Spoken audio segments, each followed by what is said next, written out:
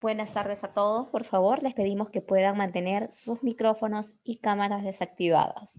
En un momento estaremos iniciando. Gracias.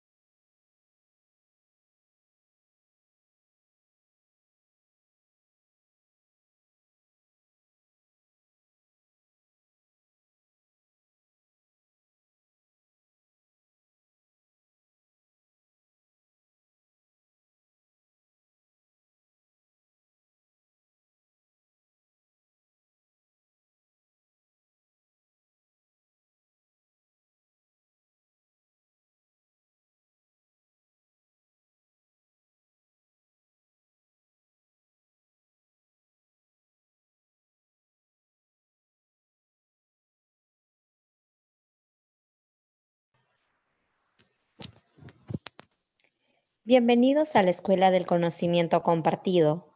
En el webinar de hoy trataremos el tema Normas laborales, la seguridad y la salud en el trabajo enfocado al agro frente al COVID-19, con el expositor Duncan Sedano, socio en Tuesta y Sedano Abogados.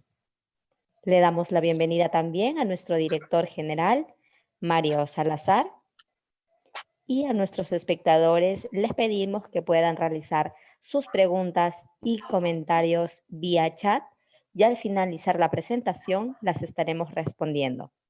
También indicarles que no está permitido activar sus cámaras y micrófonos. Gracias. Mario, buenas tardes. Muy buenas tardes con todos. Bienvenidos a una semana más de los webinars de la Escuela de Conocimiento Compartido, que junto con AGAP hacemos para el público en general y en especial para nuestro sector, el sector agroexportador.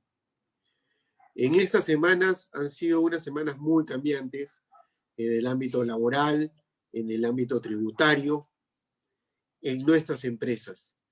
Todos estamos viendo cuáles son esos lineamientos, cómo aplican los lineamientos. Estamos creando los lineamientos y los protocolos para nuestro sector, para cumplir así las normas que se han dictado. Y existe en el ambiente dudas, preguntas, y para eso hemos invitado al expositor Duncan Sedano, que ya es la segunda vez que nos acompaña. La primera vez fue un webinar súper recomendado, súper visitado por muchas personas en las réplicas, y entonces esta vez lo hemos invitado a Duncan, que ya es amigo de AGAP y amigo de la Escuela de Conocimiento Compartido.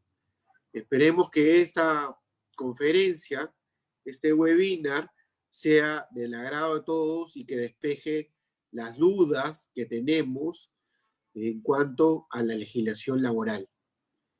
Gracias, Duncan. Buenas tardes y contigo te dejamos.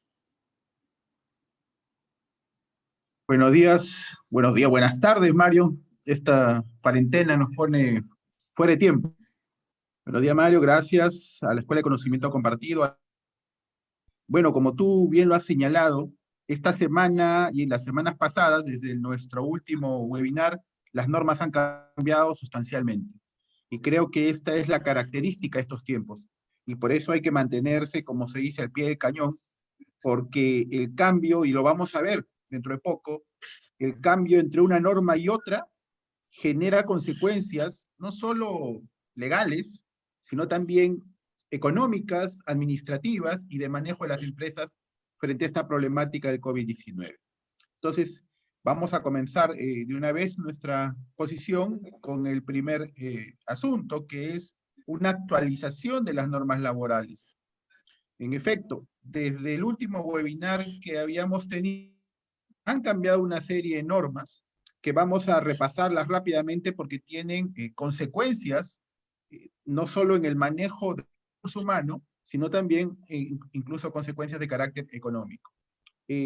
¿Cuáles son las normas que recientemente se han dado? Por ejemplo, y vamos a revisarlas, sobre la suspensión perfecta de labores, a través del Decreto Supremo 102/2020-TR. ¿Qué pasó?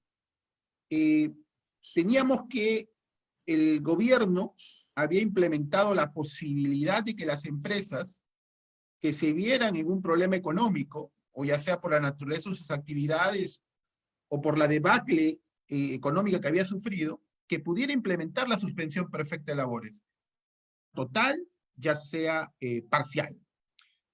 Sin embargo, ante las críticas, sobre todo del sector sindical y de otros sectores, el gobierno como si hubiera retrocedido un paso. Es decir, ha dicho, bueno, suspensión perfecta, pero le vamos a poner mayores trabas. En efecto, salió la norma, luego salió una especie de reglamento o disposiciones complementarias, y al finalizar el mes de abril sale una nueva limitación que no estaba en las normas originales. ¿Qué pasó? Se estableció, y el Decreto Supremo 102/2020-TR señaló que para aquellos trabajadores respecto de los cuales se había solicitado el subsidio del pago de la planilla del mes de enero del 2020, ellos ya no deberían encontrarse dentro de la suspensión perfecta. Es decir, el gobierno dio un subsidio cubriendo el 30% de la planilla de aquellos trabajadores que ganaban hasta 1.500 soles al mes de enero del 2020. Algunas empresas, o la gran mayoría de empresas, optaron por esa posibilidad, y resulta que el gobierno, al finalizar el mes, da esta norma diciendo, muy bien, si tú recibiste ese subsidio, el del 30%, empleador, esos trabajadores respecto a los cuales solicitaste el subsidio, esos no deben ir dentro de la suspensión perfecta. Pero lo gracioso, si no fuera como gracioso, es que ya las empresas habían presentado su solicitud de suspensión hasta el 28 de 2020. Y esta norma sale el 30-31. Entonces, indudablemente, las personas, las empresas que habían presentado su solicitud de suspensión perfecta, quedaron con un pie afuera del barco. Oye, un momentito, o sea, el gobierno viene a cambiarme las reglas después que nosotros ya habíamos presentado nuestra suspensión perfecta. Pues bien, la evaluación jurídica que nosotros hicimos con nuestros clientes, muchos de los cuales, sobre todo las pequeñas empresas, solicitaron la aplicación de la suspensión perfecta, fue la siguiente: un tema netamente jurídico. Ninguna norma tiene efecto retroactivo. Eso lo dice la Constitución, artículo 103 de la Constitución Política. Si una empresa presentó su solicitud de suspensión perfecta el 28, no podía venir una norma dada el 30 o 31 a retrotraer e establecer una nueva condición. Aquí la única sugerencia fue, hay que luchar. Es decir, si SUNAFIL o el Ministerio de Trabajo te dice, no, un momentito, no procede respecto a los trabajadores, hay simplemente que invocar la prevalencia del artículo 103 de la Constitución Política. Ninguna norma tiene efecto retroactivo. Si yo presenté mi solicitud el 28 de abril, tú no me podías haber aplicado una norma que entró en vigencia el 31 de abril. Una norma posterior a un hecho anterior. No sabemos finalmente, porque esto recién está en proceso, recién SUNAFIL está notificando a las empresas para que cumplan o presenten una serie de documentos. No sabemos cuál será el resultado. Pero anticipamos que si el resultado es negativo y SUNAFIL deniega la suspensión perfecta por esta situación, evidentemente hay que luchar hasta el final. En un reclamo administrativo, agotar los recursos administrativos, mejor dicho, y por último, una acción contenciosa administrativa ante el Poder Judicial. Porque el Estado no podría dejar sin efecto la Constitución, es decir, no se puede aplicar una norma posterior a un hecho anterior, eso es clarísimo. También en la misma norma se dijo lo siguiente, que para el mes de mayo, es decir, que para este mes, cuando el gobierno hubiera recibido el subsidio en el mes de abril, para la determinación del ratio masa salarial ventas, que lo explicamos en el webinar pasado, no deberían incluirse los subsidios recibidos del Estado. No podrían incluirse. Pero eso finalmente es una norma inútil. ¿Y por qué decimos que es una norma inútil? Porque en abril nadie ha recibido subsidio, porque el subsidio solo se dio en el mes de marzo para la devolución de la planilla del mes de enero del 2020 y no se ha dado otra más. Entonces, no sabemos por qué han sacado esa norma, si es una norma al final inútil. En consecuencia, eso como vemos, cómo el gobierno va dando normas a trompicones, no claramente va poniéndole limitaciones en el camino. Y esto es importante. Y ya a manera de anécdota, por llamarlo así, sale la ministra y dice, aquellas empresas que se han acogido al programa Reactiva Perú no deberían pedir la suspensión perfecta. Muy bien, eso lo dijo la ministra, pero eso no está en norma alguna. Es decir, no hay norma alguna que limite o que ponga como condición para someterse a la suspensión perfecta de labores que no haya solicitado un préstamo del programa Reactiva Perú. Pues bien, hoy en día, algunos bancos, que no diremos sus nombres, le están negando a las empresas el otorgamiento de un préstamo bajo el programa Reactiva Perú por haberse acogido a la suspensión perfecta de labores. No está en ninguna norma, pero ya los bancos, algunos bancos, no todos, pero algunos bancos han dicho no. Tú estás sometido a solicitar la suspensión perfecta de labores, entonces no podemos darte eso, el préstamo bajo el programa Reactiva Perú. ¿Se dan cuenta el efecto pernicioso del ministro? No lo dice la norma, pero como lo dijo el ministro, ya hay bancos que están rechazando el otorgamiento de préstamos bajo el programa Reactiva Perú, aunque normativamente no hay ninguna limitación al respecto. Veamos otra actualización, el decreto legislativo 1499, que ha establecido sobre las obligaciones de seguridad y salud en el trabajo. En primer lugar, ha establecido la suspensión de exámenes médicos ocupacionales y la prórroga de vigencia automática de los ya existentes. Es decir, el gobierno ha entendido que hoy en día, porque el personal médico está completamente abocado a la lucha contra el COVID, no es posible hacer exámenes médicos ocupacionales. Y por ende, por el periodo de la emergencia sanitaria que termina el 9 de junio y que posiblemente se extienda, los exámenes médicos ocupacionales han sido suspendidos. Y lo único que tienen que hacer los médicos ocupacionales de la empresa es extender de manera automática la vigencia de los certificados, de los exámenes médicos que ya se tienen. Así también ha señalado la reducción de las capacitaciones de seguridad y salud del trabajo presenciales. Como sabemos, la Ley de Seguridad y Salud en el Trabajo exige por lo menos 4 capacitaciones mínimas al año. Pues bien, la legislativo 1499 ha dicho, solo háganse capacitaciones cuando hay un nuevo que ingresa a laborar o cuando hay un trabajador que cambia de un puesto de trabajo a otro, distinto. Solo en esos casos se admite o se permite la capacitación presencial y utilizando todos los medios de seguridad y salud. En todos los demás casos, ya no es necesaria esas capacitaciones de seguridad y salud en el trabajo. Pero vuelvo a repetir, son medidas temporales mientras dure el periodo de emergencia sanitaria.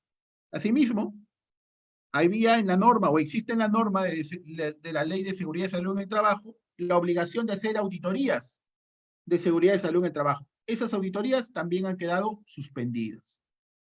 Así también, para la elección de los representantes de los trabajadores ante el Comité de Seguridad y Salud en el Trabajo, o del supervisor de seguridad y salud en el trabajo cuando la empresa tiene menos de 20 trabajadores. Muy bien, en esos casos, esta norma ha dicho, no se hagan elecciones. Lo que hay que hacer es prorrogar el mandato de esos representantes de los trabajadores hasta que termine el periodo de emergencia sanitaria. Es decir, se ha flexibilizado las obligaciones de seguridad y salud en el trabajo en virtud del decreto legislativo 1499 y eso hay que tenerlo en consideración. Siguiente diapositiva, por favor.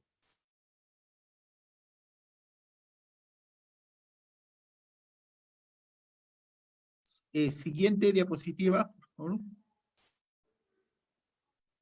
Muy bien. El decreto legislativo 1499 también ha establecido lo que denomina facilidades laborales. ¿A quién? A trabajadores con familiares contagiados con COVID-19 o a trabajadores dentro de los grupos de riesgo. ¿Bien? ¿Qué establece? Lo siguiente, que los trabajadores que estén a cargo de familiares directos, ¿qué entiende por familiares directos? El cónyuge o concubino o conviviente, hijos, padres, ellos son los familiares directos, que hayan sido confirmados con contagio de COVID-19 o que son grupo de riesgo. Dice, pueden acordar con su empleador el uso de diversas facilidades laborales. Y aquí viene el punto, que no pueden implicar reducción de remuneración y de beneficios sociales. ¿Y cuáles son esas facilidades laborales? La licencia con goce de haber compensable, la reducción de jornada, el cambio de horarios, pero miren, la reducción de jornada, pero sin reducción de remuneración.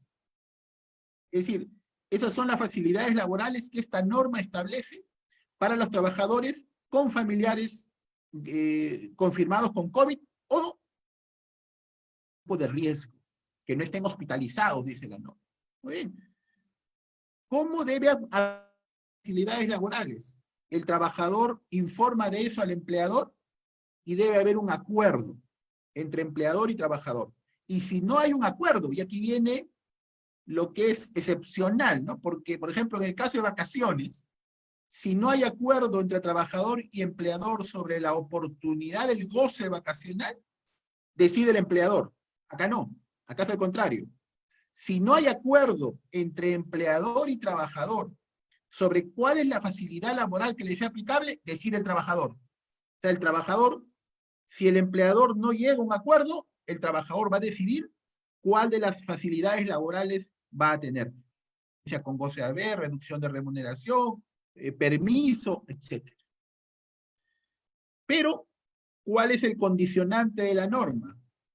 Que el trabajador sea el único que se encuentre a cargo de las personas antes mencionadas. ¿Y cómo lo va a hacer? Con una declaración jurada. Bueno, la empresa tendrá que verificar si ello es real o no es real, ¿no? Invirtiendo tiempo de sus trabajadores de recursos humanos, invirtiendo esfuerzo, pero bueno, ahí está la norma ya señalada, ¿no? Entonces, estas facilidades laborales las puede otorgar la empresa, y si no las otorga, el trabajador finalmente decide tomarlas. Al final es una norma imperativa para el empleador. Otra disposición, también dada en el decreto legislativo 1499, es sobre el pago de remuneraciones y beneficios. ¿Qué ha señalado esta norma? Que las remuneraciones y beneficios sociales se abonan obligatoriamente a través de las entidades del sistema financiero. ¿Bien? Es decir, necesariamente, de acuerdo a esta norma, cuando el empleador realice el pago de las remuneraciones deba usarse obligatoriamente alguna entidad del sistema financiero. Ahora, si el pago no fuera realizado a través del sistema financiero, se presume no realizado. Miren, adviertan esto. O sea, si yo no acredito o si yo no hice el pago a través del sistema financiero, la norma que no se ha realizado. Ahora, yo empleador puedo demostrar que sí se realizó, pero eso será sin perjuicio de la multa que imponga SUNAFIL. Es decir, yo demuestro que he pagado en efectivo, por ejemplo, pero aún así SUNAFIL me impone la multa, sin perjuicio de la multa que impone SUNAFIL. Claro, entendemos que esta es una forma de obligar al empleador a que realice el pago ya no en forma directa, inmediata, lo que puede quizás provocar mayor contagio, ¿no? Y una forma también de bancarizar todo tipo de operaciones.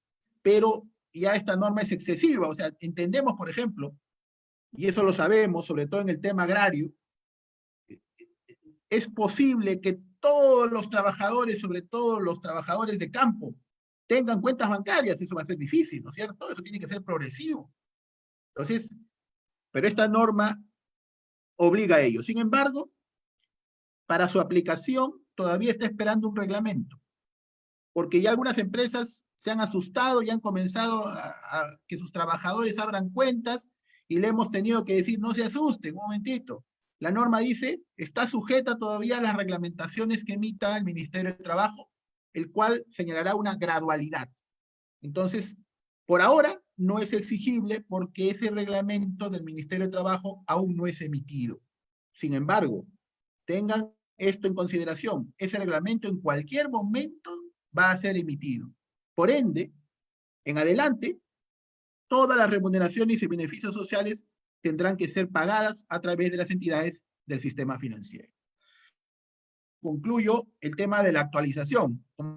Imagínense, hace 2 semanas dimos el primer webinar y miren la cantidad de normas que se han dado y cada una con criterios distintos y cada una con grandes cambios que no deberían darse en época de pandemia, deberían darse en otras condiciones. Pero bueno, ya están ahí y hay que ver cómo las aplicamos. Siguiente, por favor.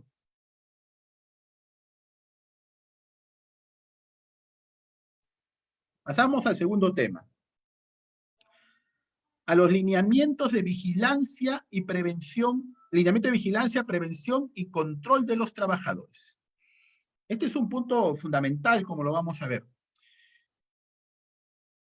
Estos lineamientos, y aquí hemos puesto las 3 resoluciones ministeriales que se han dado, es la resolución ministerial 239-2020 MINSA. Esa es la original.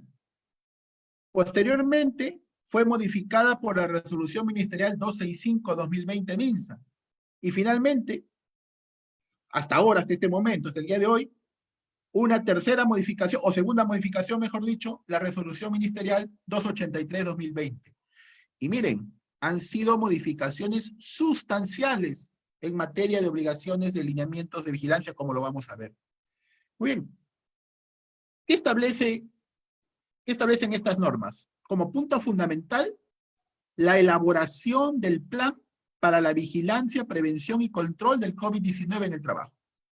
Este plan es el resultado que va a salir de la aplicación de toda esta normativa. Es decir, las empresas van a tener o están ya elaborando, si no lo tienen ya, este plan para la vigilancia, prevención y control del COVID-19 en el trabajo. Y para la elaboración de este plan, como punto primigenio, como punto fundamental, es la categorización de puestos de trabajo. Es decir, el empleador lo que va a tener que hacer es que todos sus puestos de trabajo sean categorizados.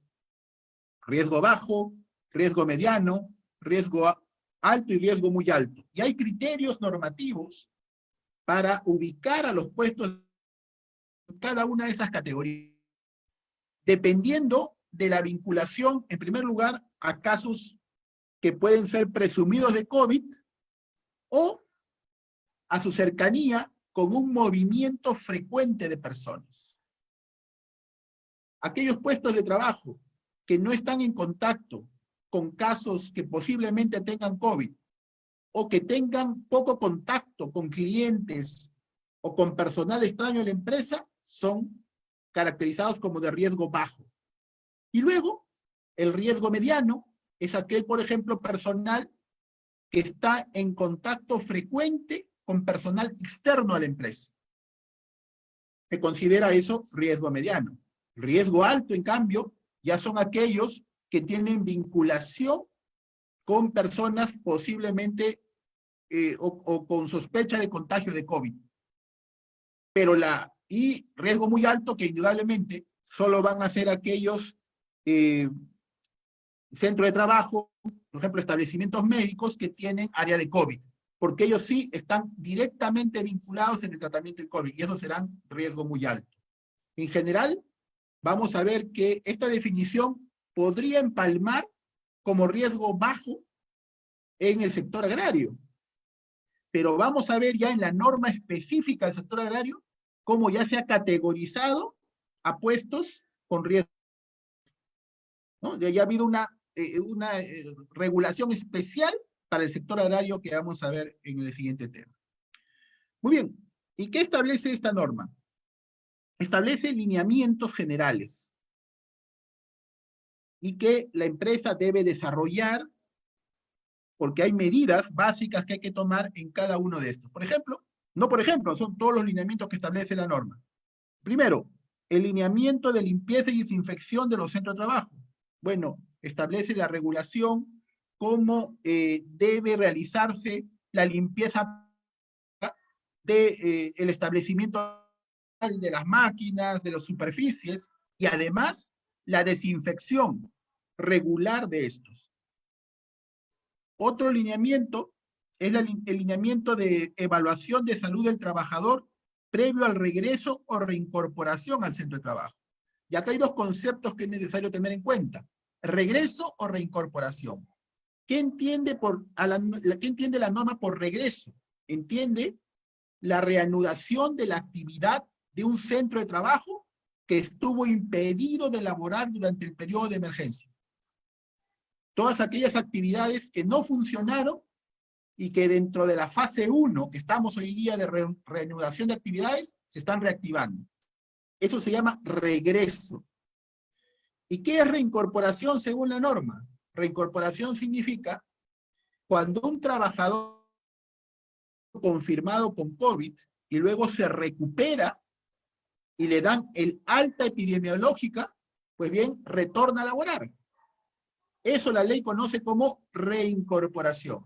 El trabajador contagiado de COVID, que felizmente se cura y luego retorna a laborar. Entonces hay dos conceptos y se establecen lineamientos al respecto. En esa norma, ¿qué debo hacer? Debo aplicar una ficha epidemiológica, debo, de acuerdo a los puestos de trabajo, debo aplicar pruebas serológicas o pruebas moleculares de COVID. Si son riesgo mediano, riesgo alto y riesgo muy alto los cargos, necesaria y obligatoriamente debo aplicar pruebas serológicas o moleculares.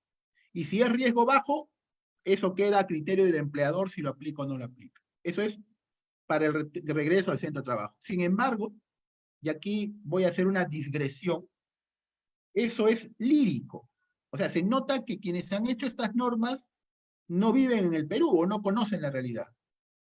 Por ejemplo, en Trujillo, actualmente no hay modo de conseguir ni siquiera pruebas rápidas, serológicas, no existen.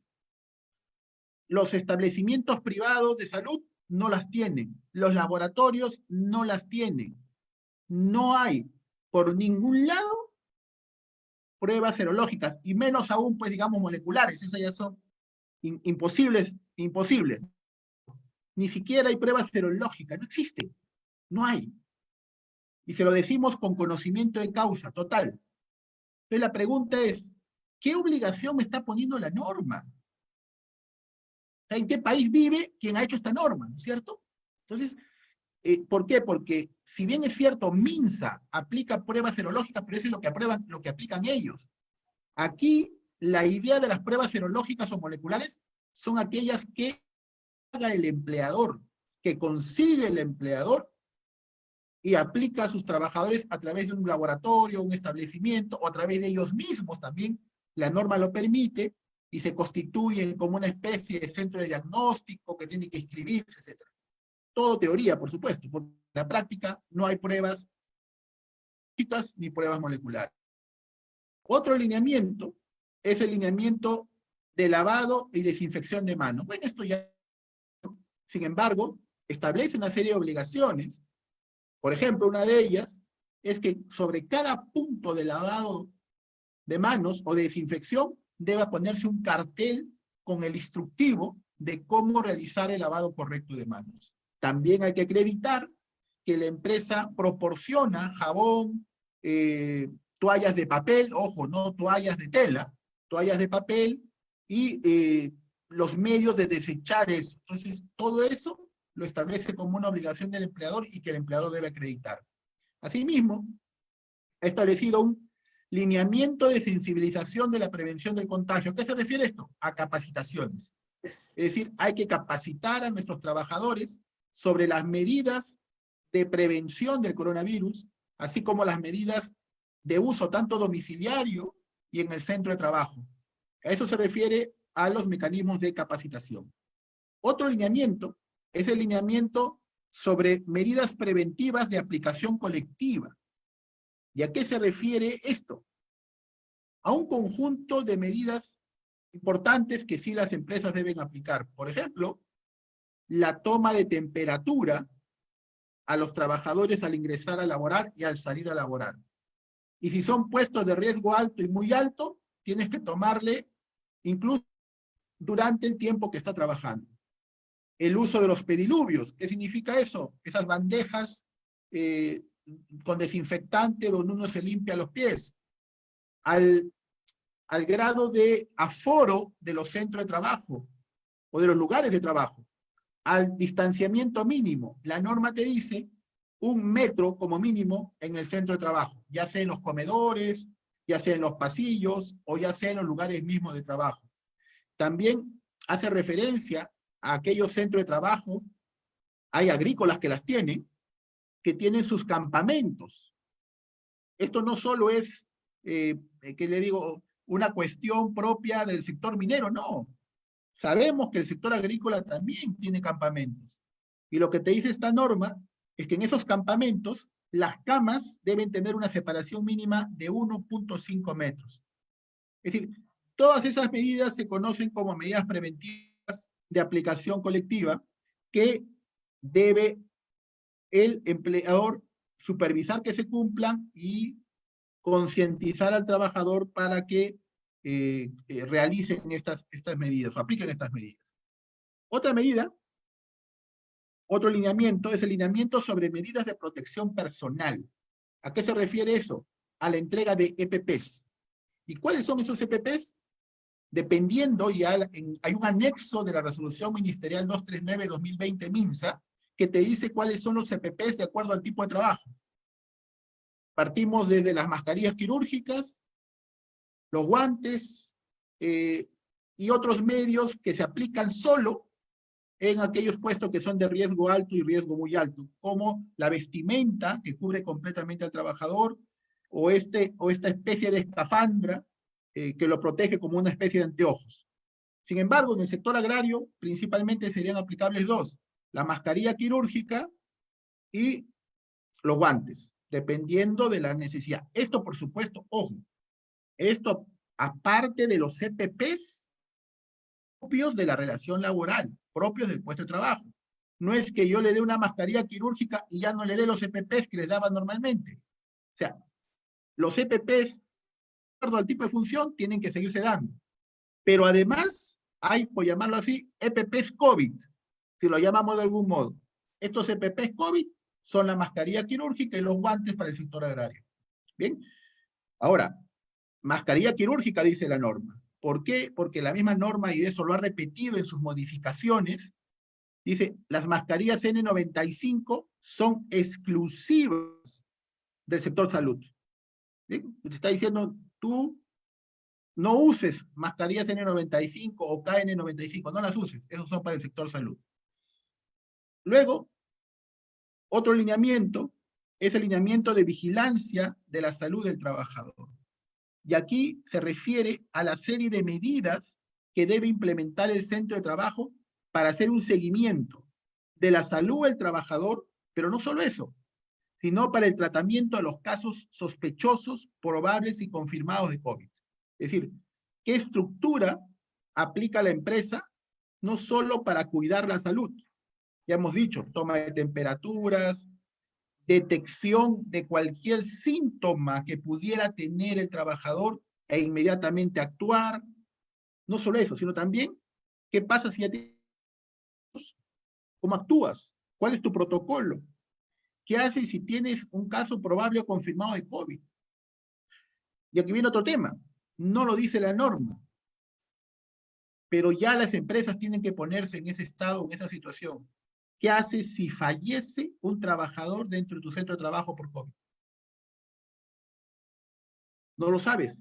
O, ¿qué haces si hay un trabajador que no estando dentro del centro de trabajo, pero estando ya confirmado, fallece?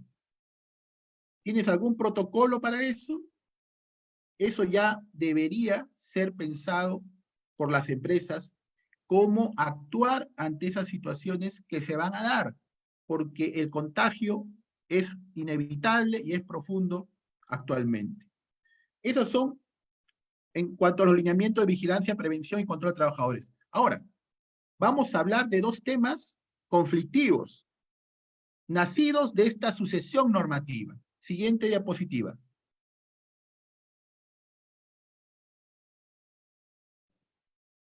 Hay dos temas problemáticos que han merecido mucha discusión y siguen mereciendo discusión respecto a esta situación de los lineamientos. La primera es la situación de los trabajadores de riesgo. Con la norma original hemos hablado de tres normas. En la diapositiva anterior hemos hablado de tres normas. La primera de ellas establecía que los trabajadores de riesgo son aquellos mayores de 60 años. Y luego establecía que además eran trabajadores de riesgo aquellos que tienen una serie de comorbilidades, asma, hipertensión arterial, etc. Y entre ellos estaba la obesidad. Y decía la obesidad cuando el índice de masa corporal es de 30 o mayor a 30. Entonces todos ellos calificaban como trabajadores de riesgo y por ende no podían laborar presencialmente. O realizaban trabajo remoto, o se les daba licencia sin goce, o disculpen, licencia con goce, o en último caso, alguna medida de reducción de remuneración, etc. Pero estos trabajadores no podían prestar servicios presencialmente. Y hubo toda una discusión. ¿Por qué? Porque había muchos trabajadores, sobre todo en las planas gerenciales, que decían, oye, pero yo me siento bien de salud. Yo tengo 61 años, 62 años, estoy bien. ¿Por qué no puedo seguir trabajando? O el tema de la obesidad. Si uno calcula el índice de masa corporal con 30 o más de 30, creo que el 90% todos somos gordos, incluyéndonos. No podíamos trabajar. El índice de 30 era muy bajo. Tuvieron que modificar la norma. ¿Y qué hicieron? Lo subieron a 65 años. Es decir, el trabajador de riesgo es aquel que es mayor de 65 años. Ya no de 60, sino de 65 años. Y además, aquellos o que tienen obesidad, pero cuyo índice de masa corporal es de 40 o más. Entonces ya se estableció un parámetro que subió estos criterios. Algunos, por supuesto, se han quejado, han dicho, esto ha sido una presión de las empresas. Han doblado la mano al gobierno y han hecho que todo este conjunto de trabajadores se exponga. No es así. Por experiencia propia conozco muchos trabajadores que querían seguir trabajando. Porque sentían que a los 60, 61 años ellos podían seguir rindiendo. Y por supuesto que siguen rindiendo. Dicen, yo estoy bien de salud, quiero trabajar. ¿Por qué no me dejan trabajar? Entonces, no es que haya sido una movida de mano de los empleadores o de los empresarios contra el gobierno, no, ha sido la propia realidad o naturaleza del trabajo en el Perú. Muy bien, pero hay otro punto adicional muy importante. Se decía, los trabajadores de riesgo ya mayores de 65 años, con comorbilidades, con obesidad mayor a 40, o de 40 o más, muy bien, no deben trabajar presencialmente. Sin embargo, el Decreto Supremo 083-2020 PCM introduce la siguiente posibilidad. Si el trabajador de riesgo, ojo, el mayor a 65 años o el que tiene alguna comorbilidad, asma, insuficiencia cardíaca, quiere seguir trabajando, lo puede hacer. Si es que suscribe de forma voluntaria una declaración jurada de asunción de responsabilidad. Por supuesto, esta declaración jurada de asunción de responsabilidad se entiende que no va a ser objeto de coacción por el empleador, ¿no es cierto? El empleador, oye, firma o te saco. Normalmente alguien que tiene 62, 63, ya es un trabajador permanente, pues, ¿no? Entonces, eso no es posible. Pero la norma sí abre un interesante abanico de posibilidades de que el trabajador que se siente bien, tiene 65 años, 66 años, pongamos, y se siente bien, puede seguir trabajando, firma una declaración jurada de asunción de responsabilidad en forma voluntaria y puede seguir trabajando. Entonces, hasta en el webinar pasado esto no era posible. En este webinar ya es posible. Entonces, las empresas ya vienen aplicando por pedido de sus trabajadores esta declaración de jurada. Si bien la norma dice, el formato lo aprobará el ministerio, ya las empresas han hecho un formato, han conversado con los trabajadores y los trabajadores están incorporando siempre que ellos lo deseen, por supuesto. Otro tema problemático era la obligación de contratar una enfermera y un médico ocupacional. En la norma inicial muchos se discutió esto, porque vino un anexo 1 donde te dijo, por número de trabajadores, ¿no? Y eran de 1 a 20, de 20 a 50, de 50 a 100, tienes que tener una enfermera. Y si tienes un número determinado de trabajadores, además un médico. Y por cada 1000 trabajadores tienes que tener una enfermera y un médico adicional. O sea, aquellas empresas que tenían 2000, 3000 trabajadores, entonces que tenían que tener como 3 enfermeras, 3 médicos.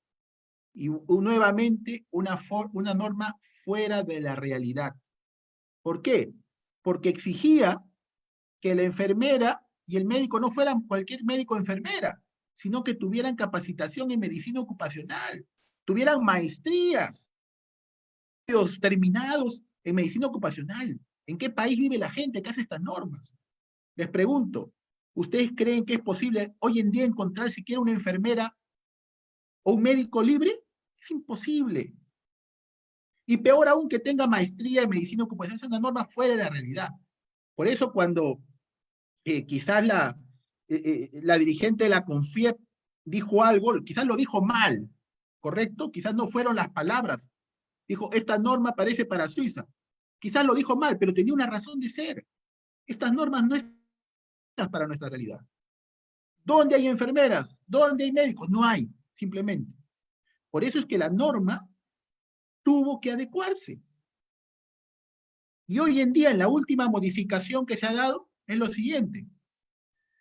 Señala, si el centro de trabajo tiene un sistema de gestión de la seguridad y salud implementado, ya no es obligatorio contar con enfermera y médico ocupacional.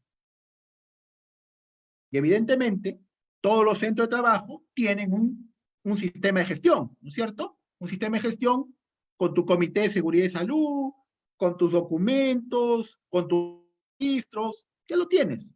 Entonces, si ya lo tienes, la norma te dice, en ese caso no es obligatorio.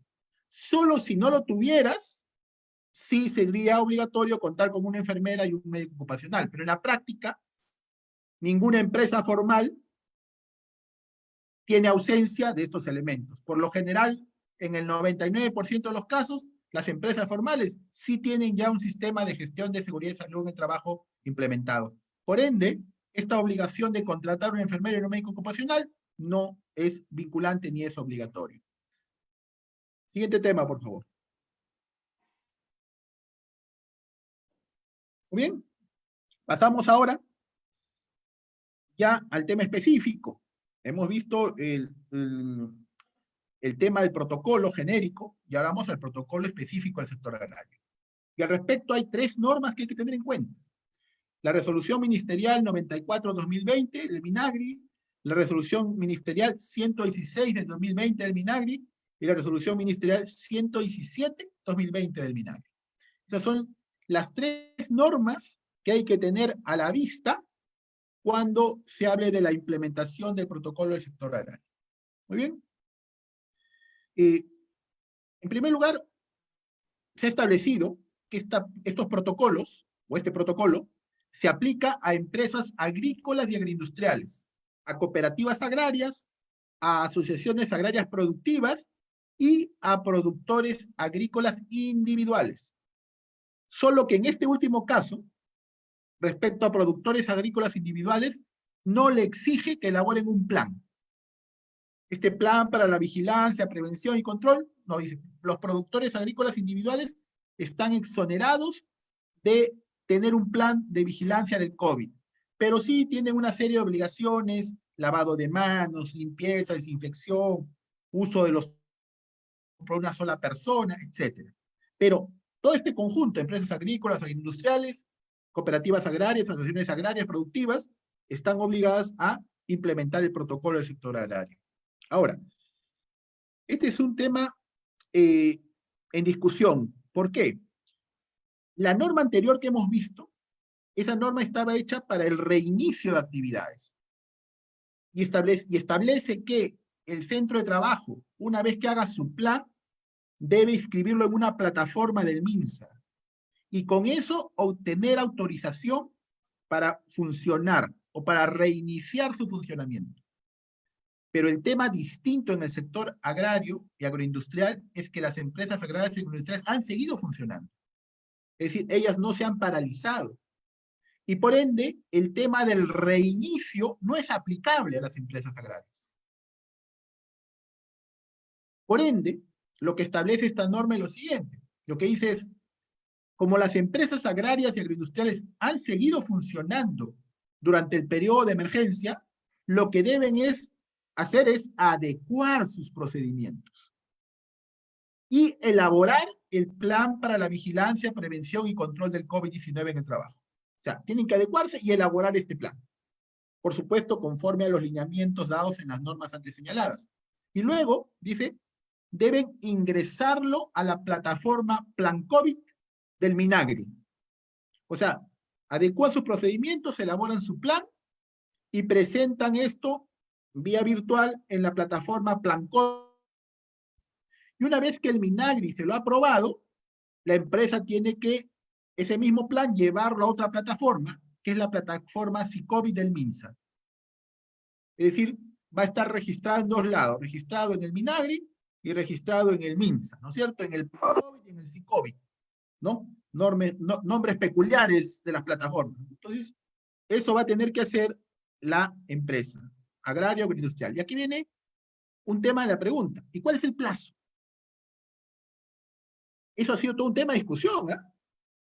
Nosotros que asesoramos a las empresas agroindustriales se han roto la cabeza para decir que había un plazo. Algunos han sugerido que incluso tuvieron que haber presentado el viernes pasado o el lunes pasado.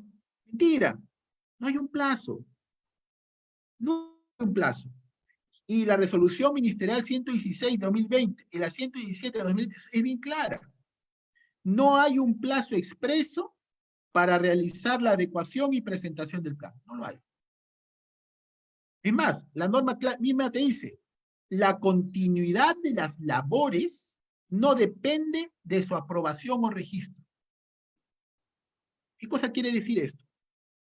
Algunos abogados que les gusta asustar, ¿no? Han estado diciendo, oye, agroindustria, si no tienes tu plan ya registrado, te van a cerrar.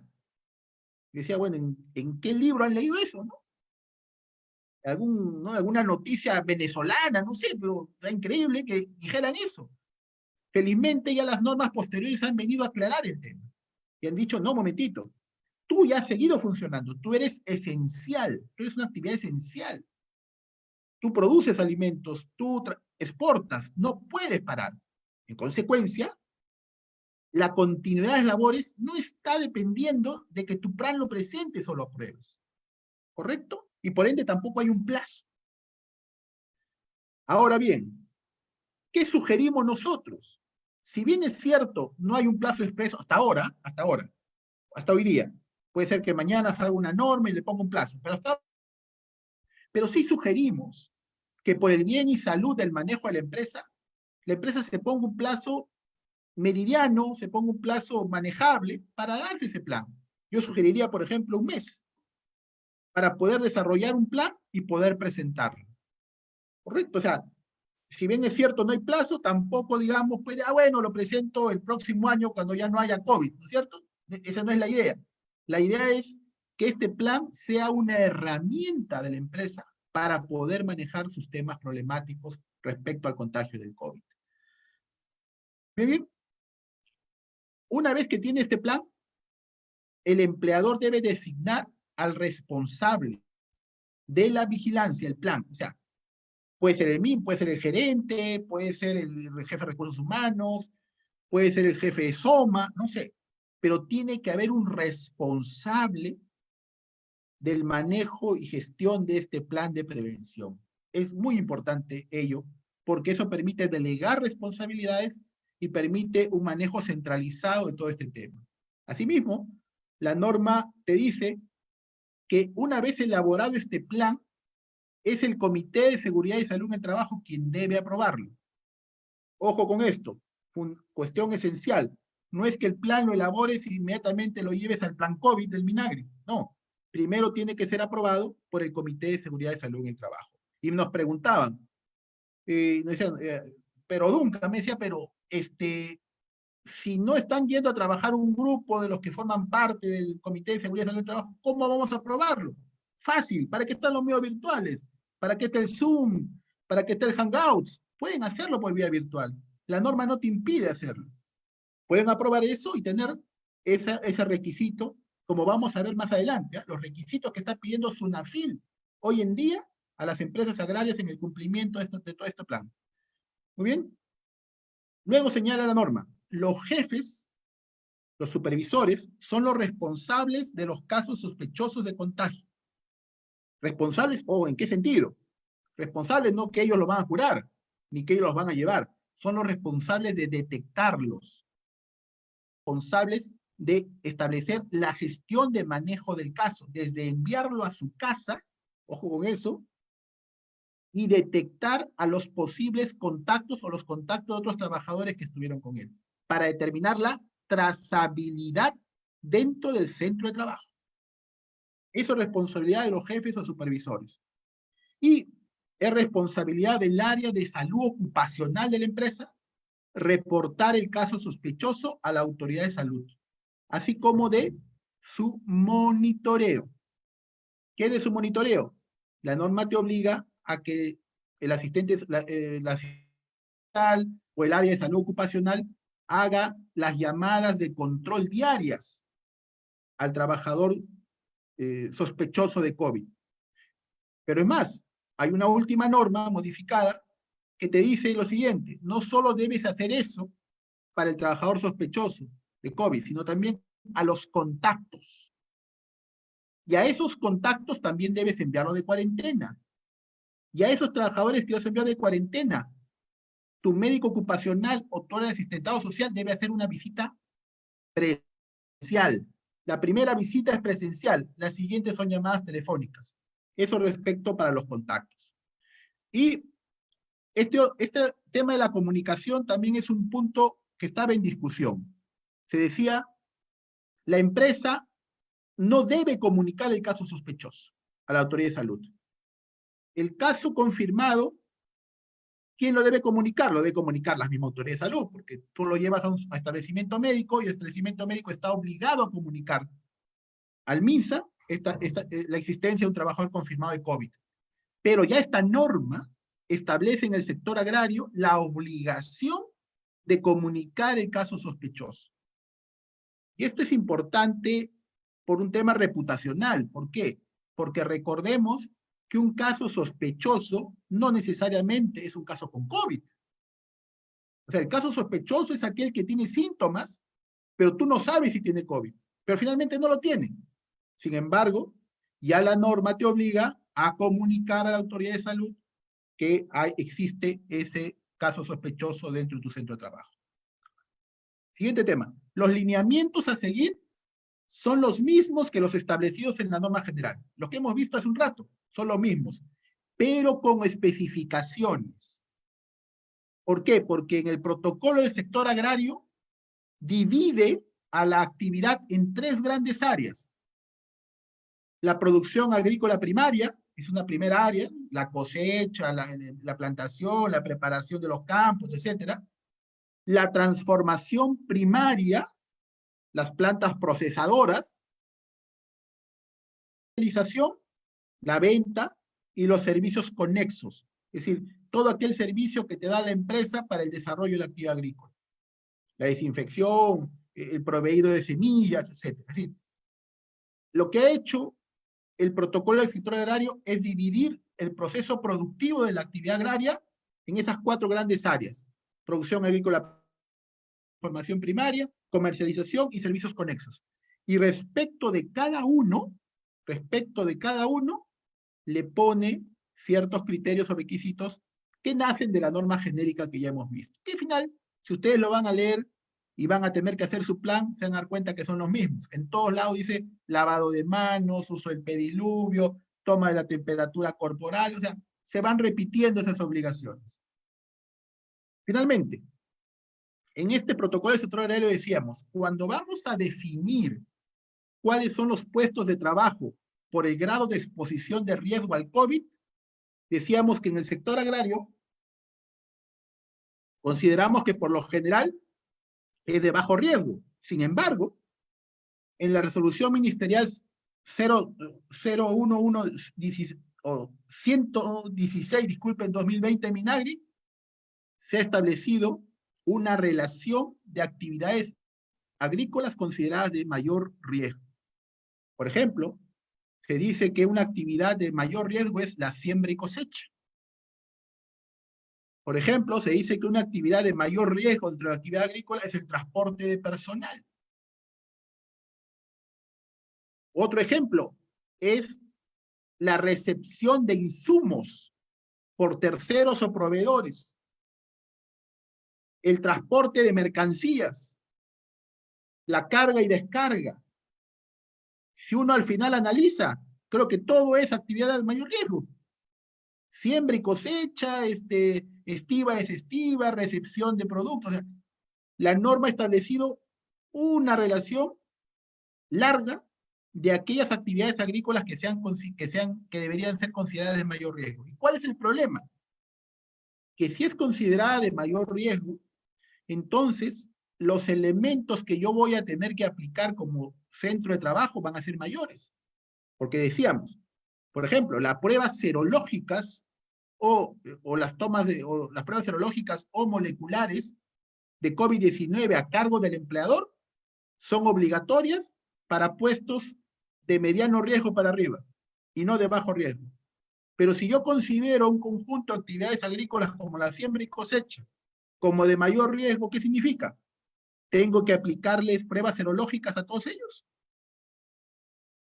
Todo esto debe tabularse bien y debe analizarse bonito al momento de elaborar el plan de vigilancia y prevención.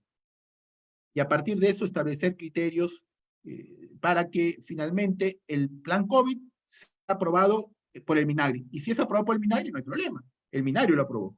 ¿Bien? Siguiente diapositiva.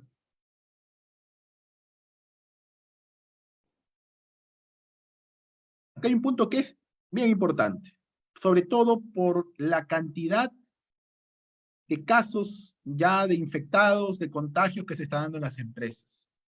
Es el tratamiento de los trabajadores que pudieran estar infectados con COVID-19.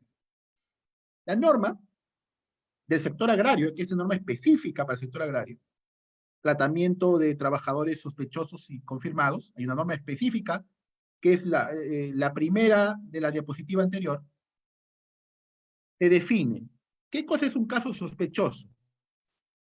Señala, un sospechoso es un trabajador con infección respiratoria aguda y que ha estado en contacto estrecho con un caso confirmado en el centro de trabajo o de salud. Ese es un caso sospechoso. ¿Qué establece la norma del sector agrario? Que hay que implementar una serie de medidas. Hay que trasladarlo a su domicilio o al hospital, realizar un seguimiento telefónico, la desinfección de su área de trabajo, y te pone incluso responsable, te pone el supervisor, el médico ocupacional, responsable por cada una de esas medidas que hay que implementar. Y estas medidas están detalladas específicamente en la norma, y lo que debe hacer la empresa es aplicarlas. Pero una cosa es la teoría y otra cosa es la práctica. Un tema que se ha presentado en la práctica es el siguiente: traslado a domicilio, correcto. ¿Pero en qué vehículo? ¿Y con quién? Se han presentado problemas de que al saber que era un caso sospechoso, no confirmado, sospechoso, nadie quería transportar. La empresa no conseguía vehículo alguno para poder transportar al trabajador. Es un tema que no está en la norma, aquí viene el punto que la empresa va a tener que decir muy bien, ¿qué hago acá? Porque evidentemente, y seamos realistas, hay un caso sospechoso, yo le puedo decir a Mario, Mario, préstame tu vehículo para que lleves al trabajador al hospital. Yo creo que Mario no se va a arriesgar a eso, ¿no? Entonces, el problema acá es, ¿qué hago? Y para eso está cómo debo estructurar mi plan, ¿cierto? Debería tener ya la posibilidad de tener un vehículo contratado para eso, o tener un propio vehículo de la empresa destinado a eso, a esa finalidad. Es un punto, por ejemplo, que no está en la norma, pero que se ha presentado en la práctica. Otra situación presentada en la práctica, el seguimiento telefónico. La norma te dice que el área de medicina ocupacional, tu empresa debe realizar una llamada por lo menos una vez al día para el seguimiento del trabajador. En la práctica se ha presentado que el trabajador se va a su casa y ya no quiere recibir llamadas de la empresa. ¿Por qué? Porque tiene miedo de someterse a la prueba. Teníamos el caso de una empresa que una trabajadora tenía problemas, se fue a su casa y se encerró cal y canto en su casa y no quería recibir las llamadas. Llamaron a sus familiares y le dijeron, mi hija no se va a someter a la prueba. Y la pregunta de los médicos ocupacionales era, doctor Iones, ¿qué hacemos? O sea, ¿qué hacemos? La trabajadora simplemente se ha ido a su casa, no quiere recibir llamadas. Una situación difícil. La solución fue, miren, con los resguardos del caso, que el médico ocupacional vaya a la casa a realizar una visita y que deje constancia con una filmación que ha estado yendo. Si no lo quieren recibir, ya tienes la constancia que tu empresa te has preocupado al menos de ir. Y así se hizo. La trabajadora tampoco abrió la puerta, pero la empresa ya tiene la prueba de decir, yo no solo la llamé, yo me preocupé por su salud y fui incluso exponiéndome a su domicilio y no me quisieron recibir. Es decir, son situaciones no previstas en la norma, pero que la empresa debe saber cómo solucionar. Ahora, ¿cuál es el tratamiento laboral de un caso sospechoso? No está en la norma. Es decir, hay un caso sospechoso y yo tengo que llevarlo a su casa. Lo mando 14 días. La pregunta es, ¿esos 14 días laboralmente cómo se consideran? ¿Le pago, no le pago, licencia, descanso temporal? ¿Qué hago con ello? No hay solución en la norma al respecto. Escuché a un abogado de Lima hace unos días, y cuando le preguntaban lo mismo, dijo, bueno, hay dos posiciones, para acá, para allá, en todo caso lo dejo al debate, o sea, no respondió nada, ¿no? Entonces, la idea no es no responder nada, la idea es responderla. Yo considero, de nuestra visión, que acá, entre darle licencia con goce o licencia sin goce, optaríamos por darle licencia con goce, porque evidentemente es una situación que la escapa a nuestras manos y escapa a las manos del trabajador. Es decir, el trabajador se está yendo no porque quiera, sino porque nosotros, por disposición normativa, lo estamos mandando a su casa. Y durante este periodo, él debería tener licencia con goce. Esa es nuestra posición. Luego tenemos los casos probables o confirmados. ¿Qué te define la norma sobre casos probables o confirmados? Te dice, es el caso sospechoso en el que las pruebas de infección son indeterminadas. Caso probable. Lo sometí a una prueba rápida 2 veces, primera salió y la segunda no. No se sabe si tiene COVID o no. Pero la norma considera que sí. Y el caso confirmado es aquel que ya tiene una confirmación de COVID con laboratorio. La prueba serológica o la prueba molecular salió, ya, es confirmado con COVID. ¿Qué medidas hay que adoptar acá? Las medidas propias de trasladar eso al centro hospitalario, pero ¿qué hacemos con la gente que ha estado en contacto con ese trabajador ya confirmado de COVID? Lo que te dice la norma agraria es lo siguiente. Debes identificar a los trabajadores que estuvieron en contacto con el infectado durante las últimas 72 horas de la detección.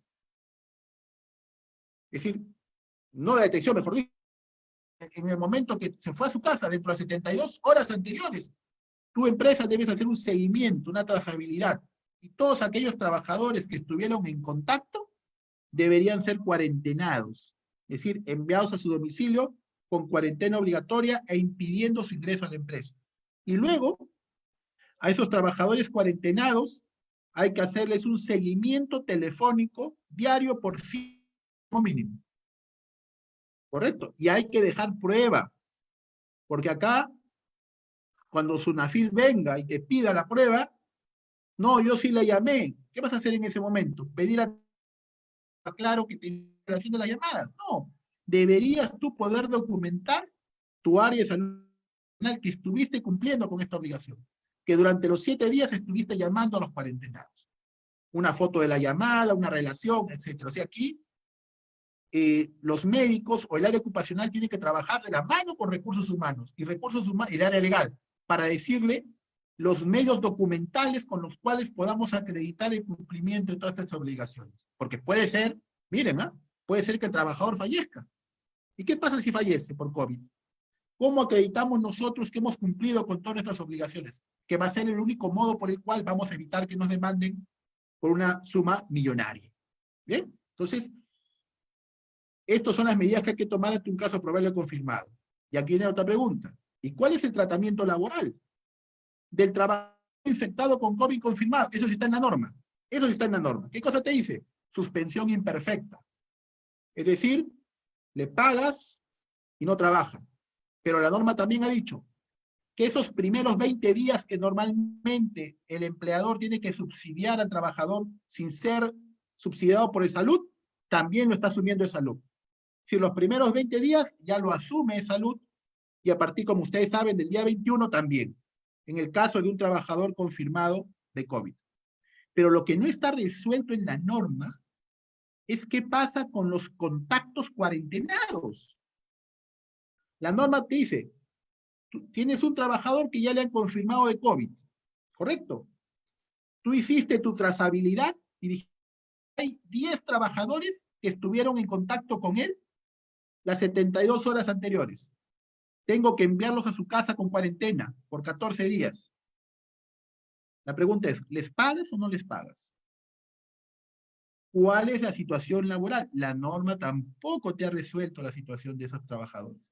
En este caso, nosotros sugerimos que, al igual que el caso anterior, debe entenderse que estos trabajadores están con una licencia con goce de haber. Estos trabajadores cuarentenados. Ojo, cuarentenados no significa que tengan COVID o que sean sospechosos. No, significa que tú, por prevención, estás mandando a este conjunto de trabajadores a su casa por un posible contagio. De repente no se da, pero en ese caso, la solución laboral que nosotros señalamos que la sería la más correcta es la licencia con goce.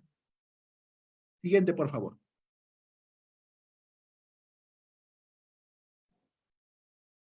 Siguiente diapositiva, por favor. Muy bien.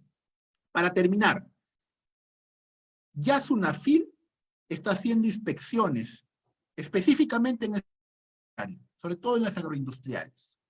Ya hemos tenido, en algunas de las empresas que atendemos, inspecciones concretas realizadas.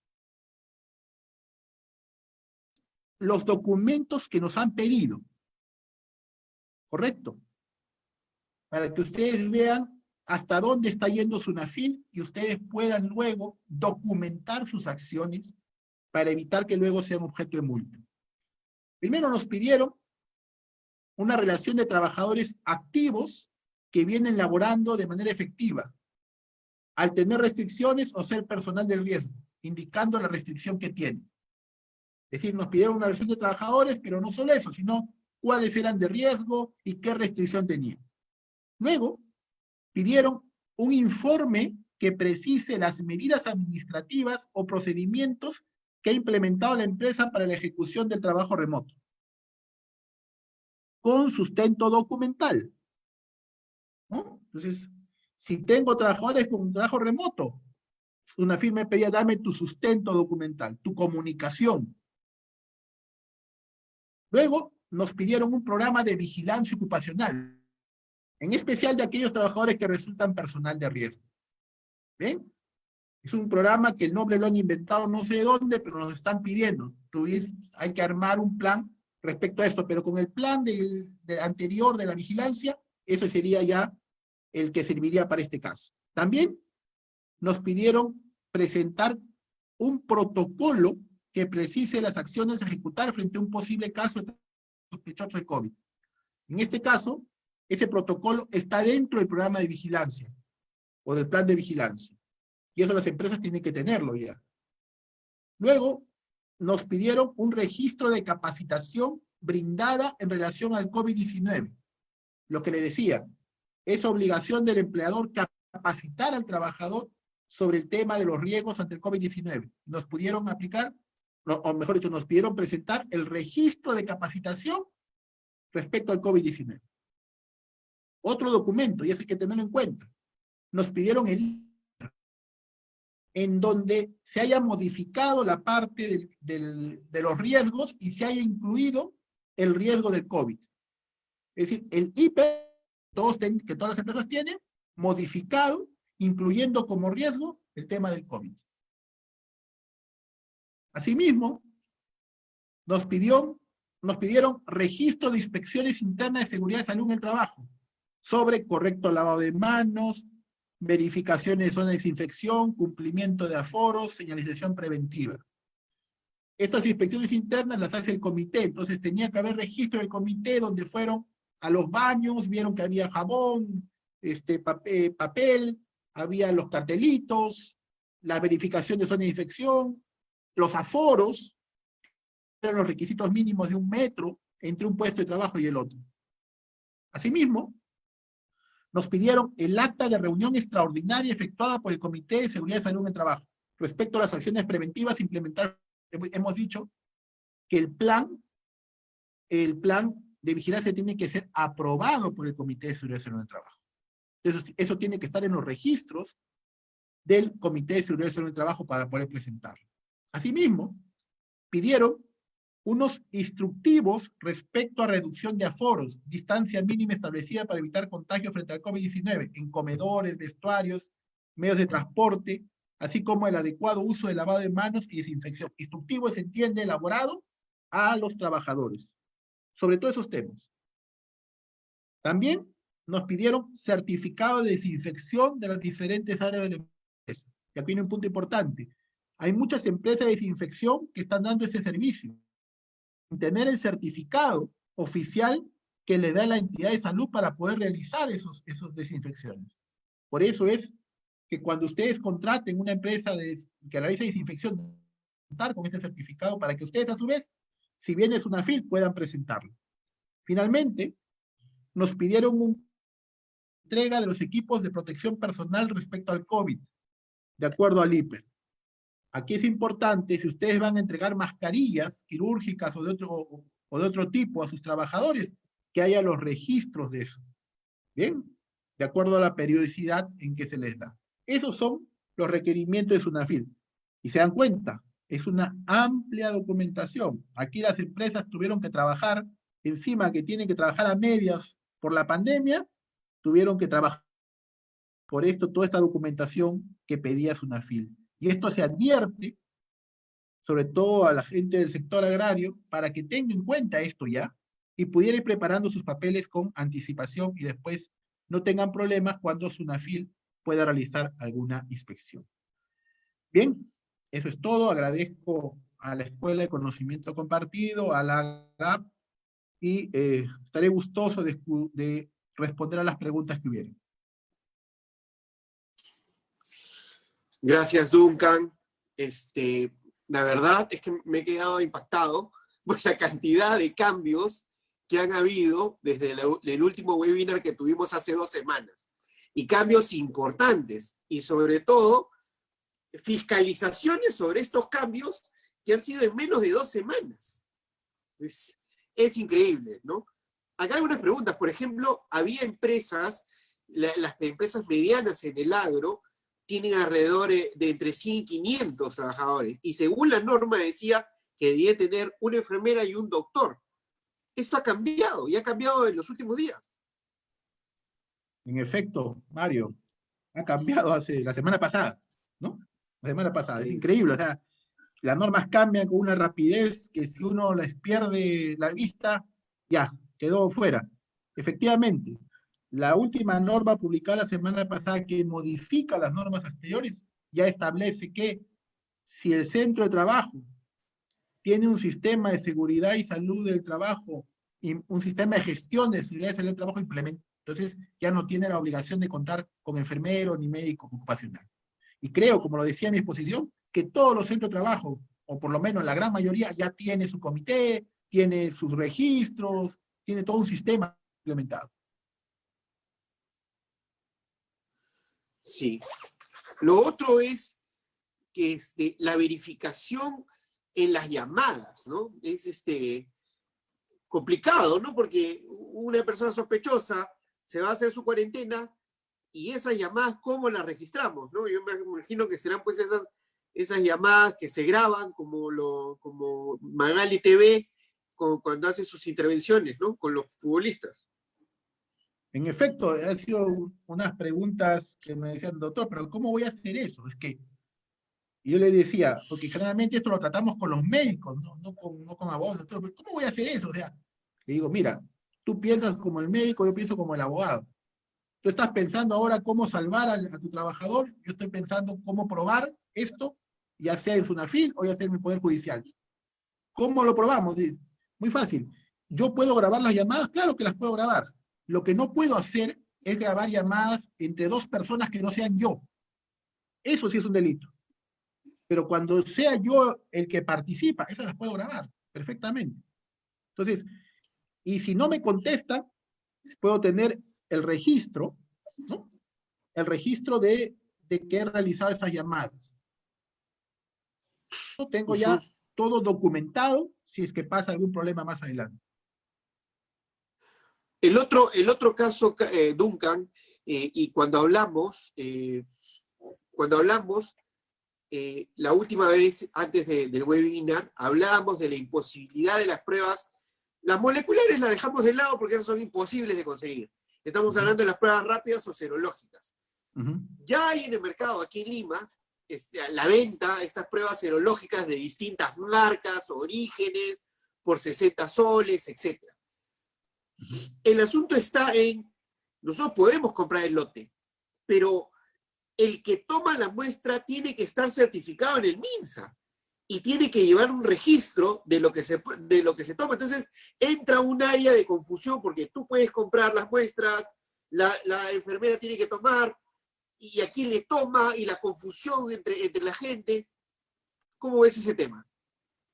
Sí, como yo le decía, es un tema, bueno, felizmente en Lima tienen, acá en Trujillo no hay, aunque quisiéramos, ¿no? Entonces, pero vamos a la realidad, es decir, esa aplicación de las pruebas serológicas, porque una de las normas ha dado esa facultad que el centro de trabajo se convierta como en una especie de órgano tomador de pruebas, ¿no? Y cumpliendo todos los requisitos que tú señalas, registrado, etcétera, ¿no? Bueno, puede hacerse, pero yo preferiría un centro médico, un laboratorio, ¿no? Tome, por ejemplo, ¿qué estamos haciendo nosotros? ¿O qué vamos a hacer? Porque nosotros somos una empresa también, ¿no? Y para poder reactivarnos, porque los servicios profesionales para empresas ya se han reactivado, entonces hemos tomado, o vamos a tomar pruebas serológicas, entonces un médico de un establecimiento médico, de una clínica, que no diremos su nombre, que tiene el servicio, envía a su médico y nos va a tomar las pruebas para poder cumplir con este requisito. Entonces, es una posibilidad o una opción. Claro, tú me dices, cuando yo tengo 2.000, 3.000 trabajadores, se complica el tema, ¿no? Pero habría que hacerlo eso por grupos, por tiempos, no sé, pero tratar de hacerlo finalmente, porque yo me he dado cuenta de algo. A veces el trabajador se siente más entusiasmado de ir a laborar si es que previamente le han aplicado algún tipo de prueba, se siente más confiado. Entonces también tiene un efecto psicológico bueno, aunque claro, la aplicación total no mide la realidad que estamos viviendo ahora en nuestro país de que no hayan esas pruebas. Sí, totalmente de acuerdo. Está con nosotros Está con nosotros Catherine Plasencia, coordinadora de Relaciones Laborales de Camposol. Yo le pediría a Catherine si podría abrir su micro y para un poco entablar un diálogo. Mientras que Catherine interviene, quisiera preguntarte, Duncan, hay varias preguntas, y a ver, Rosa, si nos puedes ayudar con las preguntas del público. Así es, Mario. Tenemos la siguiente pregunta. ¿Qué pasa con los trabajadores que han seguido trabajando? ¿También se les debe tomar las pruebas de COVID-19? No, a esos trabajadores que han seguido laborando no se les debe tomar la prueba, no es una obligación tomar la prueba, mejor dicho. Esto está dado para los trabajadores que reinician actividades en aquellas entidades que no se han dado, o sea, mejor dicho, no ha habido un funcionamiento después de la declaración del estado de emergencia. ¿Qué dice la norma sobre las mascarillas comunitarias? Sí, las admite, mascarillas quirúrgicas o comunitarias. Admite el uso de ambas de forma obligatoria en los centros de trabajo. Lo que ha prohibido es el uso de mascarillas N95 o KN95, que solo las destina para el sector salud. Vamos a darle el pase a Catherine Plasencia. Buenas tardes, Catherine. Hola, ¿qué tal? Buenas tardes. Mi pregunta iba respecto al tema de los cargos de entrega de las mascarillas. Catherine, ¿cómo estás? Te saluda Mario Salazar. ¿Cómo van ustedes en Camposol en cuanto a tu puesto, en las relaciones laborales? ¿Nos puedes comentar algo de eso, por favor? ¿Aló, me escucha? Sí, Catherine. ¿Nos escuchas? Creo que no nos escucha, Catherine.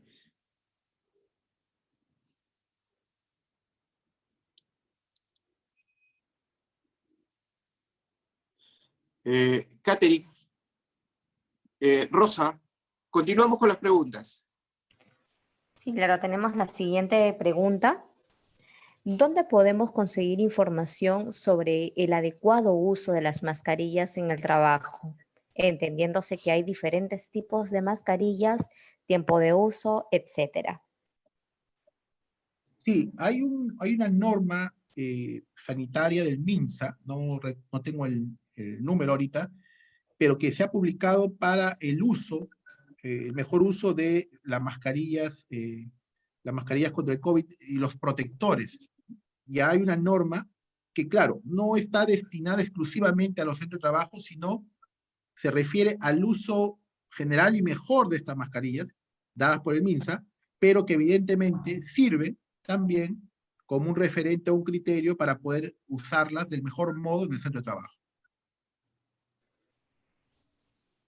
Para el personal considerado en riesgo medio, ¿se les puede entregar mascarillas comunitarias o solo debe entregar mascarillas quirúrgicas? Sí, la norma no hace una distinción en qué tipo de mascarillas se entrega, si es comunitaria o es quirúrgica. Entiende que ambas son utilizables de forma indistinta, siempre que la mascarilla comunitaria cumpla con los requerimientos que también ha señalado o ha dado el MINSA. Y eso, y un punto, y eso la empresa debe verificarlo. Es decir,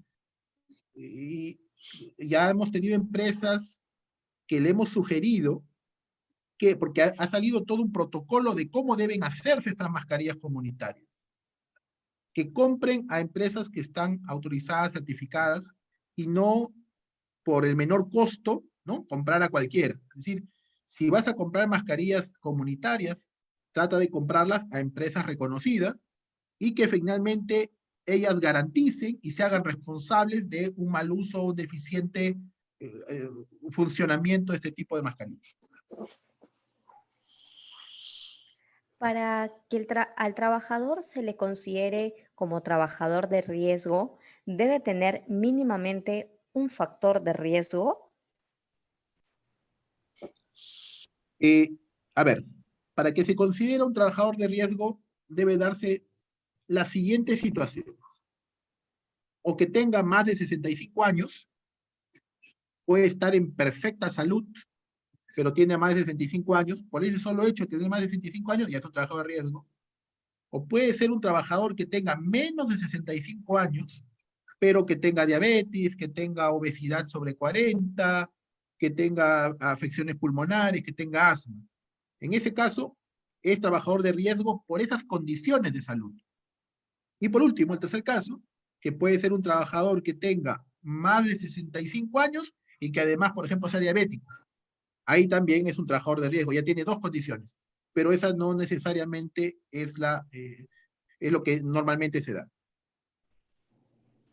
Para el caso de contratación de la enfermera que exige la ley, ¿cuál es el perfil exacto? ¿Existe alguna precisión si pueden ser enfermeras egresadas, bachiller de instituto o universidad? Por el tema de la poca oferta laboral que se pudiera ocasionar. Justo eso hablábamos en la conferencia, ya esa obligación ha sido modificada, ya Chule. no es una exigencia contar con una enfermera, ni tampoco con un médico ocupacional. En la norma anterior hablaba que tenía que tener capacitación en materia de medicina ocupacional, pero ya no es una obligación siempre que la empresa tenga un sistema de gestión de seguridad y salud en el trabajo implementado. ¿Cuál es el objetivo legal de la declaración jurada de asunción de responsabilidad? ¿Eximir al empleador de asumir los gastos de atención médica hacia el trabajador de riesgo? Claro, en principio, la empresa no es quien asume, en un tema normal, no asume directamente los gastos de un trabajador. Es decir, el trabajador que labora en una empresa formal tiene un seguro de salud. Y el seguro de salud es el que normalmente cubre eso, ya sea un seguro de salud público a través de salud, o ya sea un seguro de salud privado a través de una EPS. Es decir, no es el empleador en ningún caso quien deba asumir el gasto. Ahora, ¿cuál es el objeto de la declaración de asunción de responsabilidad? Las limitaciones que ha generado la pandemia a los derechos y libertades son derecho a libertad de tránsito, de movilización, etcétera, pero no el derecho al trabajo. Es decir, si hay un trabajador, porque recordemos que la edad hasta cual una persona puede laborar son los 70 años, incluso más, si es que el empleador se lo permite, quiere laborar, tiene derecho a trabajar, es un derecho constitucional. Y el trabajador te dice, ¿sabes qué? Tengo el derecho constitucional a trabajar y quiero seguir trabajando. Y para eso firmo una declaración jurada donde yo voluntariamente asumo la responsabilidad de mi trabajo. ¿Qué significa eso? Libera al empleador del hecho de tener trabajando una persona de riesgo. Porque, ¿qué pasaba antes? Si tú tienes trabajando una persona de riesgo, no es que se enferme, por el solo hecho de tener a ese trabajador de riesgo laborando presencialmente, por ese solo hecho, ya incluso podría ser materia de una sanción penal por exposición de personas, a peligro. Es decir, podría ser incluso sujeto a una sanción penal. No que le pasara nada, sino por el solo hecho de tenerlo trabajando. Hoy en día, el trabajador suscribe su asunción de responsabilidad porque se siente capaz y se siente fuerte de seguir trabajando. Y dice, yo tengo derecho constitucional a trabajar. El Estado no es dueño de mi cuerpo. El Estado trabajo. Yo tengo derecho y, por lo tanto, asumo la responsabilidad de seguir laborando. Esa es la idea de esa declaración jurada. Cuando se habla de adecuar sus procedimientos, ¿se refiere a que hay que implementar procedimientos para cada actividad o tarea que realiza la empresa? Pregunto eso porque muchas empresas, por más formales que sean, no cuentan con un sistema de seguridad y salud en el trabajo y por ende no cuentan con estos procedimientos? A ver, normalmente una empresa que tiene un sistema de seguridad en salud en el trabajo tiene, si tiene más de 20 trabajadores, ya un reglamento de seguridad de salud en el trabajo. En el reglamento de seguridad en el trabajo ya está establecido una serie de procedimientos, actividades que tiene que realizar la empresa. Ahora, el tema del COVID-19 no estaba pensado, evidentemente no está dentro de esos planes. La idea es que esos procedimientos que ya tengas establecidos en tu empresa ahora se adecúen a las regulaciones sobre el COVID-19. Y por eso tengas que elaborar tu plan de prevención ante el COVID-19, que va a ser distinto, ojo, que va a ser distinto a tu reglamento de seguridad de salud en el trabajo. Para casos de proyectos de inversión productivos en ganadería de los municipios, ¿qué recomienda para continuar con su implementación respecto a la aplicación de la norma? Ya. Habla de ganadería, ¿correcto? La pregunta, me parece. Así es, Duncan. Ya. Para ganadería ha salido también un protocolo distinto. No es el que hemos expuesto. Para ganadería ha salido ya, dentro de la misma norma 116, se aprueba el protocolo para la ganadería. Sería interesante poder analizarlo porque dentro de la ganadería también está establecida las avícolas. O sea, dentro de la norma de la ganadería también habla de las avícolas, establece una serie de regulaciones. Y no es esta norma específica al sector agrario que se le aplica a ese sector, sino, vuelvo a repetir, el protocolo que ha sido publicado el mismo día que fue publicado el protocolo para el sector agrario. Si hay una exposición por otras personas, sería interesante tratarlo, porque también la ganadería y el sector avícola es un sector muy importante para la economía. Si se envía a un trabajador por caso sospechoso y pasa los 20 días de licencia con goce de haber, ¿se puede solicitar el certificado de incapacidad al seguro? Claro, ¿por qué? Porque, a ver, si pasa los 20 días es por algo, ¿correcto? Es decir, la cuarentena es por 14 días. Si es que a los 14 días resulta que está sano, simplemente era un resfriado de él y está bien, entonces puede volver a trabajar. Pero si pasan 20 días y sigue mal, es que significa que no es que pueda volver a trabajar, sino que tiene ya una afección de salud. Entonces, evidentemente, puedo tener un certificado de incapacidad temporal para el trabajo. ¿Por qué? Porque el hecho de que habiendo concluido los 14 días no haya podido retornar a laborar, significa que se encuentra mal de salud, ya sea por COVID o ya sea por otra situación distinta. Hay agroindustrias que hay agroindustrias que contratamos a terceras empresas para que presten servicios dentro de planta o fundos. ¿Nuestro plan debería tener en cuenta los riesgos de las empresas contratistas? Sí, justamente cuando hablábamos de que esta norma ha dividido cuatro fases del proceso productivo, hablábamos de la última, que son las actividades conexas. Esas actividades conexas implican toda esa prestación de terceros al sector agrario. Y lo que te dice es que hay toda una regulación que deben cumplir estos terceros y que la empresa agroindustrial o la agraria que recibe estos servicios debe exigir que se cumplan. O sea, debe tener una persona que verifique si esta empresa que le está dando el servicio cumple con esos requerimientos. Tenemos un comentario. Difícil situación para las empresas agrícolas, considerando que está asumiendo parte de la responsabilidad del Estado. Estas acciones generan un sobrecosto sobre las empresas entre las nuevas medidas, pruebas en el COVID, mascarillas, disminución del aforo, personas sin licencia con goce de haber, etc., adicional al riesgo agrícola inherente. En efecto, ¿no? Yo ratifico que el Estado ha decidido que el sector privado asuma una gran parte de la responsabilidad que le compete. Y les pongo un ejemplo.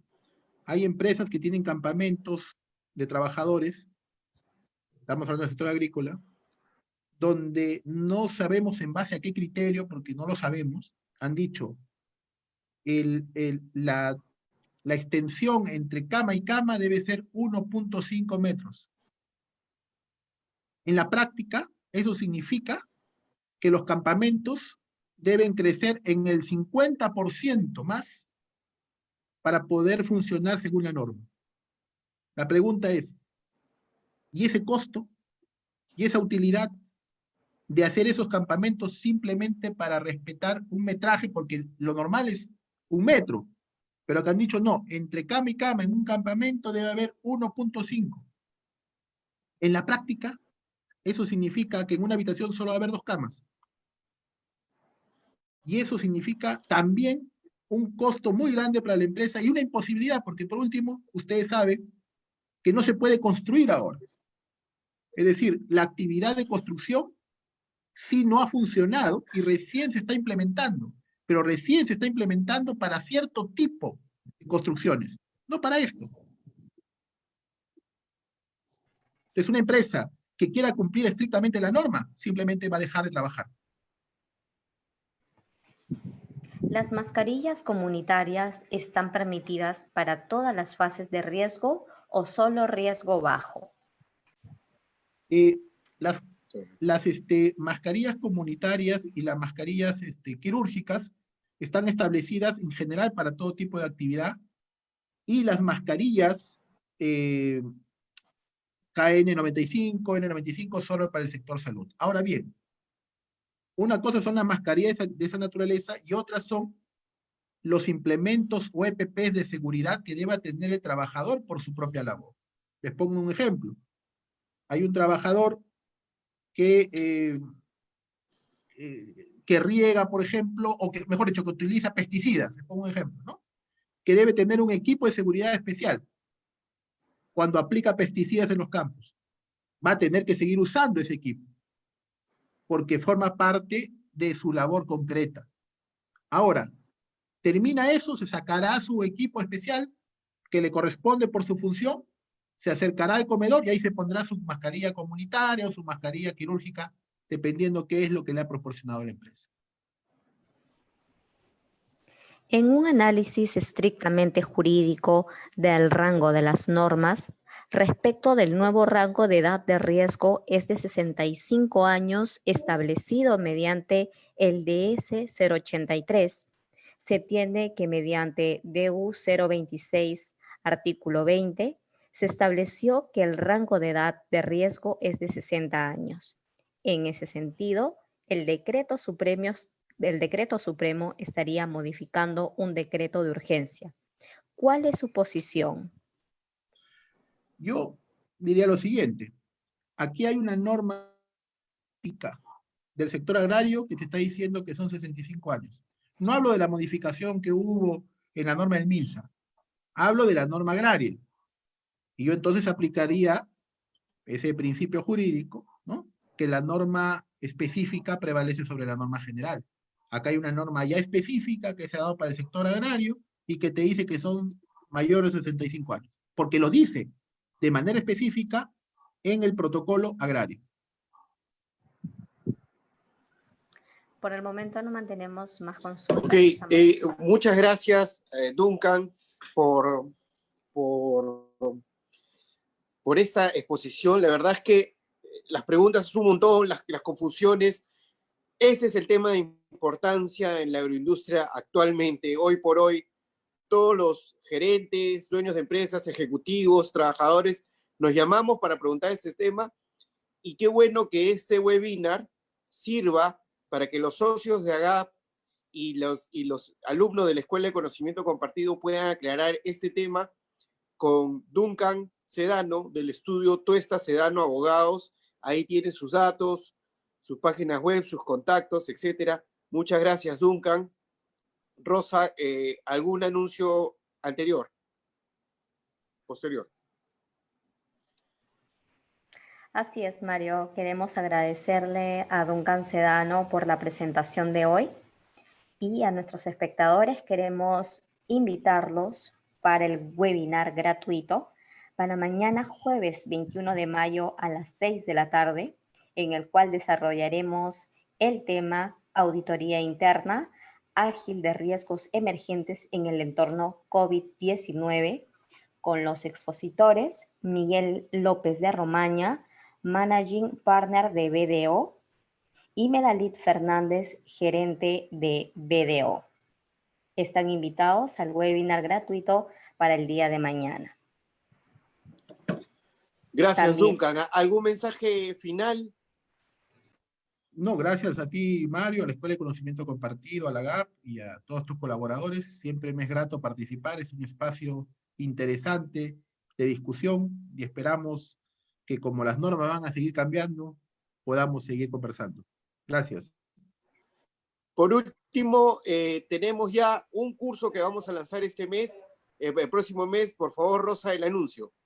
así es, también queremos presentarles el lanzamiento de nuestro curso Introducción al Agro Moderno en el Perú para el día lunes 22 de junio, realizado por la Escuela del Conocimiento Compartido y con las participaciones de William Arteaga, ex viceministro de Políticas Agrarias de Minagri, Gerardo Mesa, jefe negociador con países de Asia, Oceanía y África de Mincetur, Jorge Barrenechea, ex jefe nacional de SENASA y consultor, Iván Guerrero, gerente comercial del Departamento Marítimo en New Transport, y Víctor Mercado, gerente de proyectos y comercial de Frío Aéreo.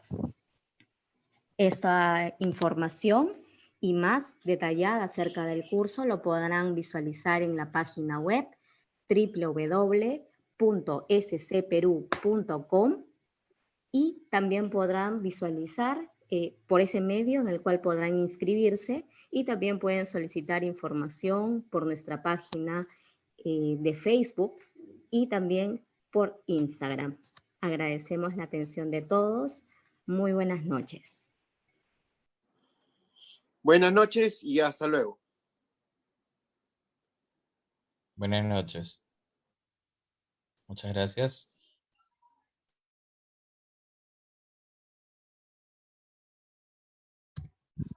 Gracias, buenas noches.